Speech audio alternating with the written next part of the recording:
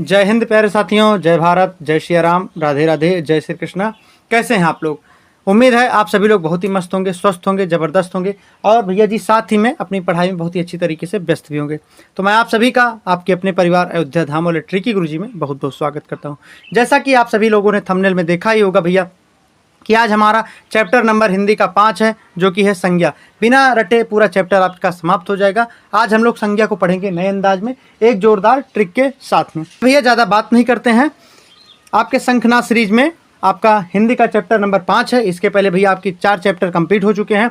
इसमें वर्णमाला, समास, संधि और हिंदी भाषा का उद्भव एवं विकास। आज आपका 5 नंबर का चैप्टर है जिसका नाम है संज्ञा। तो आइए स्टार्ट करते हैं। देखिए प्यारे भाइयों, मान लीजिए आपसे कोई पूछे संज्ञा का मतलब क्या होता है, तो आइए सबसे पहले संज्ञा का अर्थ क्या होता है उसको समझते हैं। तो भैया मान लीजिए ये जो दुनिया है इसमें कोई भी इंसान हो, वस्तु हो, जगह हो। जैसे मान लीजिए एक पेन है, तो ये क्या है? एक पेन है। तो ये सभी की सभी चीज़ें क्या है भैया? उनका एक नाम है। वो सभी की सभी चीज़ें जिनका भी नाम है, वो सभी की सभी चीज़ें क्या है भैया?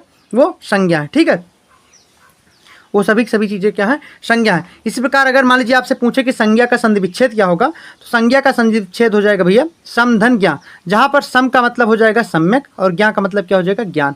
ठीक है, अब देखिए संज्ञा के जो है, संज्ञा मूल रूप से भैया कितने प्रकार की? 2 प्रकार की होती है। आपकी भैया यथार्थवाचक संज्ञा, दूसरी होती है आपकी भाववाचक संज्ञा। संज्ञा क्या होती है? तो जो दिखे, दृश्य हो, विजुअल हो। ठीक है, और भाववाचक संज्ञा जो ना दिखे, ठीक है, जो अदृश्य हो, जिसको हम लोग सिंपल में जो है टच ना कर सकें, सिर्फ उसको एहसास कर सकें। ठीक है, तो वो हो जाएगी भाववाचक संज्ञा। अब आइए आगे देखते हैं यथार्थवाचक संज्ञा। यथार्थवाचक संज्ञा के 4 भेद कौन कौन से? तो व्यक्तिवाचक संज्ञा, जातिवाचक संज्ञा, पदार्थवाचक या जिसको द्रव्यवाचक आप लोग बोलते हैं संज्ञा। उसके बाद में चौथी आपकी हो जाएगी समूहवाचक या समुदायवाचक संज्ञा। ठीक है भैया, प्राचीन हिंदी में संज्ञा के कुल कितने भेद हैं? तो 5 भेद। ठीक है, प्राचीन हिंदी में संज्ञा के 5 भेद हैं। पहली संज्ञा कौन सी है? तो आपकी है व्यक्तिवाचक संज्ञा, दूसरी है भैया आपकी जातिवाचक संज्ञा, तीसरी आपकी भाववाचक संज्ञा, चौथी है भैया आपकी समूहवाचक संज्ञा और पांचवी है आपकी पदार्थवाचक संज्ञा। ठीक है, लेकिन आपकी प्राचीन हिंदी। लेकिन मान लीजिए आपसे अगर आधुनिक हिंदी में संज्ञा के भेद पूछे, तो आधुनिक हिंदी में संज्ञा के भेद कितने हैं? तो 3, व्यक्तिवाचक संज्ञा, जातिवाचक संज्ञा और भाववाचक संज्ञा। भैया पदार्थवाचक संज्ञा और समूहवाचक संज्ञा ये जातिवाचक और भाववाचक के अंतर्गत आ जाते हैं। आगे लिखा हुआ है संज्ञा के भेद कितने भेद? 5 भेद, जब आपको प्राचीन या आधुनिक न लगाए। ठीक है, सबसे पहली आपकी है व्यक्तिवाचक संज्ञा। इसके लिए ट्रिक क्या है? ये दृश्य मतलब दिखाई दे, साथ में एक वचन हो भैया, दुनिया में अकेली हो या फिर विशेष हो। फिर दूसरा है आपका व्यक्तिवाचक संज्ञा। इसके लिए क्या ट्रिक है भैया? इसके लिए देखिए ट्रिक लिखी हुई है, इसके लिए ट्रिक आपकी लिखी हुई है, दृश्य मतलब दिखाई दे, साथ में जो है जिसके जैसे और हो, जिसके जैसे क्या हो भैया?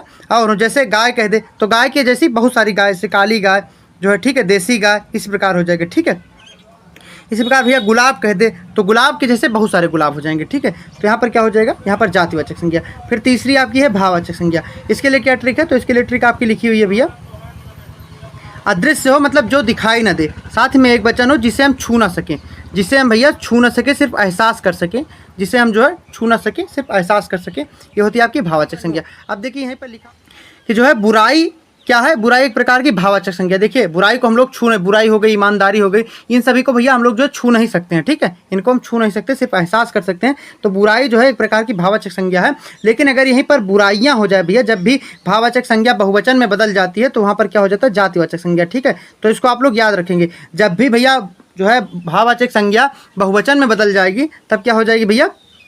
जातिवाचक संज्ञा वहाँ पर हो जाएगी। ठीक है, आगे देखिए नोट लिखा हुआ है कि जो है भाववाचक संज्ञा यदि संज्ञा के रूप में दिखाई दे तो जातिवाचक हो जाती है। तो इसको आप लोग क्या करेंगे? नोट अवश्य कर लेंगे। ठीक है, अब देखिए भैया आगे लिखा हुआ है आपका जो है संज्ञा। अब यहाँ से आपकी संज्ञा की पूरी कहानी स्टार्ट होती है। देखिए भैया संज्ञा जो है, संज्ञा पूछेगा संज्ञा क्या होता है? संज्ञा किसी व्यक्ति, वस्तु, स्थान या भाव के नाम को संज्ञा कहते हैं। ठीक है, किसी व्यक्ति, जैसे वर्षा, दया, बाल्टी, अयोध्या इत्यादि सभी, ये सभी के सभी क्या हो जाएंगे भैया? इन सभी का एक नाम है, तो ये सभी के सभी क्या है? ये सभी की सभी संज्ञाएं हैं। ठीक है, इसके बाद में सबसे पहली आपकी संज्ञा क्या है? सबसे पहली आपकी संज्ञा है व्यक्तिवाचक संज्ञा। तो व्यक्तिवाचक संज्ञा को पहचानने की ट्रिक क्या होती है भैया? जो दिखे, ठीक है, जो कि स्थान का नाम बताए। ठीक है, साथ में विजुअल मतलब दिखाई भी दे, जैसे सिंधु हो जाएगा, गंगा हो जाएगा, जनवरी हो जाएगा, शक संवत हो जाएगा, ठीक, भारत हो जाएगा, पृथ्वी हो जाएगा इत्यादि। ये जितने भी जो भैया नाम बताए, ये देखिए जो है सिंधु एक जो है नदी है, गंगा एक नदी है। ठीक है, गंगा एक नदी है, जनवरी एक महीना है। ठीक है, एक विशेष महीना है, शक संवत। आगे आपका जो है दिया गया है 2 नंबर पर जातिवाचक संज्ञा।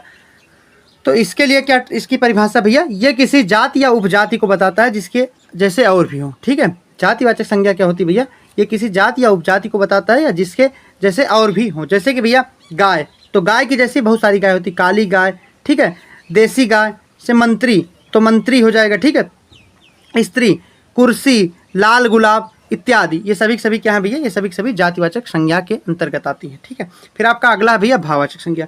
अब भाववाचक संज्ञा क्या है, देखिए ये भैया अदृश्य है, अदृश्य हो साथ में एक वचन हो, क्या हो, ये अदृश्य हो इसी के साथ में एक वचन हो, इसे भाव, गुण, दोष, अवस्था को जो दर्शाती है भैया उसको भाववाचक संज्ञा कहते हैं। जैसे कि प्यास, क्रोध, प्यार, बुढ़ापा, मिठास, ईमानदारी इत्यादि, इन सभी को भैया जिसको हम लोग छू ना सकें, सिर्फ एहसास कर सकें, वहाँ पर क्या होती, भाववाचक संज्ञा होती। आइए जो है अपनी अगली संज्ञा को, अब देखिए भैया आपकी अगली संज्ञा है द्रव्यवाचक संज्ञा, जिसको आप लोग पदार्थवाचक संज्ञा बोलते हैं। इसको पहचानने की क्या ट्रिक है, जिनकी गिनती ना की जा सके वे द्रव्यवाचक संज्ञाएं कहलाती हैं। जैसे उदाहरण के लिए भैया जो है तेल, तेल को क्या आप गिन सकते हैं, तेल को गिन तो नहीं सकते ना, घी, पानी, डालडा इत्यादि, जिनको हम लोग काउंट ना कर सके, जिनको हम लोग गिन ना सके भैया, वो क्या होती हैं, सभी की सभी द्रव्यवाचक संज्ञाएं होती हैं। ठीक है, फिर आगे आपका है समूहवाचक संज्ञा। अब समूहवाचक संज्ञा को पहचानने की क्या ट्रिक है भैया, तो देखिए जिसकी गिनती की जा सके वे समूहवाचक संज्ञा कहलाती हैं। और भैया ये हमेशा जो है समूह में ही रहता है। जैसे कि जो है देखिए, जैसे आर्मी, आर्मी पूरा एक समूह है भैया ना, समुदाय, पुलिस हो जाएगा, ठीक है, कक्षा हो जाएगा, संसद हो जाएगा, मंडली हो जाएगा, बहुत सारे जो है यहाँ पर मैंने कम ही जो आपको ऑप्शन लिखे हुए हैं, देखिए सारे के सारे सब क्या हो जाएंगे, ये सभी के सभी समूहवाचक संज्ञा। आगे आपका लिखा है भाववाचक संज्ञा का निर्माण। भाववाचक संज्ञा का निर्माण भैया टोटल 5 प्रकार से होता है। कितने प्रकार से, 5 प्रकार से। 5 प्रकार कौन से हैं, तो विशेषण से, क्रिया से, अव्यय से, जातिवाचक संज्ञा से और सर्वनाम से, इन सभी को भी आप, तो देखिए प्यारे भाइयों, सबसे पहले आपका सबसे पहले लिखा हुआ है विशेषण से भाववाचक संज्ञा का निर्माण। ठीक है, अब देखिए जो है जैसे ऊंचा क्या है, ऊंचा एक प्रकार का विशेषण है, ऊंचा क्या भैया एक प्रकार का विशेषण है, तो इसे जब इसको हम भाववाचक संज्ञा में बदलेंगे तो क्या हो जाएगी, ऊंचाई, क्या हो जाएगी, ऊंचाई। ठीक है, इसी प्रकार में भैया जो है वीर, वीर क्या है एक प्रकार का विशेषण है, तो इससे क्या हो जाएगा, इसका जब भाववाचक बनाएंगे तो वीरता हो जाएगा। ठीक है, इस प्रकार संतुष्ट, संतुष्ट क्या है, ये एक प्रकार का विशेषण है, इसका जो है जब भाववाचक संज्ञा में बदलेंगे तो ये हो जाएगा संतुष्टि। ठीक है, इसी प्रकार भैया आपका बूढ़ा, बूढ़ा क्या है एक प्रकार का विशेषण है, तो इसका जो है भाववाचक संज्ञा में जब बदलेंगे तो बुढ़ापा। फिर अगला लिखा हुआ है आपका भूखा, तो भूखा एक प्रकार का विशेषण है, तो इससे क्या हो जाएगा भैया भाववाचक संज्ञा, तो भूख, भूख एक प्रकार क्या है भाववाचक। देखिए भैया अगला आपका लिखा हुआ है सर्वनाम से भाववाचक संज्ञा का निर्माण। देखिए यहाँ पर लिखा है निज, निज क्या है एक प्रकार का सर्वनाम है। ठीक है, इससे जब भाववाचक संज्ञा बनाएंगे तो क्या हो जाएगा, निजत्व, क्या हो जाएगा भैया, निजत्व। इस प्रकार सर्व का है, सर्व क्या है, सर्व एक प्रकार का सर्वनाम है, इससे क्या हो जाएगा, सर्वदा हो जाएगा। इस प्रकार आपका स्व, स्व से क्या हो जाएगा भैया, स्वत, स्वप्न। ठीक है, इस प्रकार अपना, अपना से क्या हो जाएगा भैया, अपनापन, क्या हो जाएगा, अपनापन। ठीक है, फिर आपका है जातिवाचक संज्ञा से भाववाचक संज्ञा का निर्माण। देखिए लड़का जो है भैया एक प्रकार की जातिवाचक संज्ञा है, तो इससे क्या हो जाएगा, लड़कपन। इस प्रकार ईश्वर भैया क्या है, ईश्वर जो है, ईश्वर जातिवाचक संज्ञा है, तो इसका क्या बनाएंगे तो ये हो जाएगा भैया आपका ईश्वरत्व। इस प्रकार माता जो है भैया, माता जातिवाचक संज्ञा है, तो इसका जो है भाववाचक जब बनाएंगे तो मातृत्व हो जाएगा। इस प्रकार वत्स, वत्स का क्या हो जाएगा भैया, वात्सल्य। इस प्रकार चिकित्सक, चिकित्सक का क्या हो जाएगा भैया, चिकित्सा। इस प्रकार कुमार का क्या हो जाएगा, कुमार का कुमारी नहीं हो जाएगा। ठीक है, कुमार का संज्ञा का निर्माण कैसे करेंगे, अब देखिए उड़ना जो है, उड़ना जो है क्या है एक प्रकार की क्रिया है, तो इससे जब भाववाचक संज्ञा बनाएंगे तो क्या हो जाएगा, उड़ान, क्या हो जाएगी भैया, उड़ान। इस प्रकार हंसना आपका एक जो है क्रिया है, इससे से क्या हो जाएगा, जब इसकी भाववाचक संज्ञा बनाएंगे तो हंसी हो जाएगी। ठीक है, इस प्रकार आपका पढ़ना क्या है, पढ़ना आपका एक प्रकार का क्रिया है, इससे क्या हो जाएगा, जब भाववाचक संज्ञा बनाएंगे तो पढ़ाई। इस प्रकार आपका घबराना क्या है, तो घबराना आपका जो है एक प्रकार की क्रिया है, इससे क्या हो जाएगा, घबराहट। आगे जो है लास्ट दिया गया अव्यय से, अव्यय से भाववाचक संज्ञा का निर्माण। अब देखिए अव्यय अभिकारी शब्द। ठीक है, जैसे तेज, तेज क्या है भैया एक प्रकार का अव्यय है, तो इससे क्या हो जाएगा भाववाचक संज्ञा तेजी। शीघ्र, शीघ्र क्या है एक प्रकार का अव्यय है, इससे हो जाएगा शीघ्रता। इसका धिक क्या है, धिक एक प्रकार का अव्यय है, इससे हो जाएगा धिक्कार। हाहा एक प्रकार का जो है भैया अव्यय है, इससे हो जाएगा हाहाकार। ठीक है, बहुत, बहुत से क्या हो जाएगा भैया, बहुतायत। फिर बाहर, बाहर से क्या हो जाएगा भैया, बाहरी। तो पर आपकी संज्ञा की वीडियो भैया होती है समाप्त। आप सभी प्यारे प्यारे बहन भाइयों को ये वीडियो कैसी लगी अवश्य बताइएगा।